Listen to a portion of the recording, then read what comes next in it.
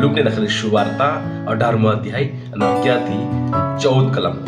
પ્રભુ ઈસુ ખ્રિસ્ત ત્યાં દ્રષ્ટાંત કહે છે, કેમ કે ત્યાં ઘણા બધા લોકો અભિમાન રાખતા હતા। અભિમાન એ રાખતા હતા કે અમે ન્યાયી છે, અમે પવિત્ર છે। તેઓ ન્યાયી બનવા ચાહતા હતા પ્રભુ ઈસુ ખ્રિસ્તના આગળ। એટલે પ્રભુ તેઓને એક દ્રષ્ટાંત કહે છે અને એ દ્રષ્ટાંત હું તમારે આગળ વાંચવા માંગુ છું। બે વ્યક્તિ મંદિરમાં જાય છે અને પહેલો ફરોશી જાય છે અને પછી દાણી જાય છે।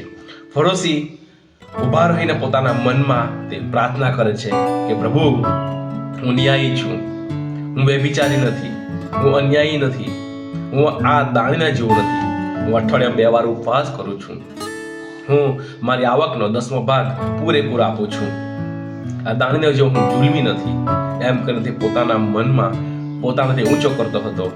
પછી દાણીનો નંબર આવે છે। દાણી આકાશ તરફ પોતાની આંખો ઊંચી કરતા ના ચાહતા તે કહે છે, હે પ્રભુ, હું પાપી છું, મારા પર દયા કર।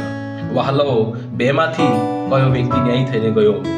જે પોતાને નીચો કરે છે કે હું પાપી છું, મારા પર દયા કર, તે ન્યાયી થઈને પોતાના ઘેર ગયો। વહાલાઓ, જે પોતાને ઊંચો કરે છે તેને નીચો કરવામાં આવશે અને જે પોતાને નીચો કરે છે તેને ઊંચો કરવામાં આવશે। એટલા માટે આપણે એમ નહીં કહીએ કે હું બીજાના જેવો જુલમી નથી, હું બીજાના જેવો અન્યાયી નથી, હું બીજાના જેવો પાપી નથી। બસ આપણે એક જ બાબત બોલીએ, પ્રભુ, હું પાપી છું, મારા પર દયા કર।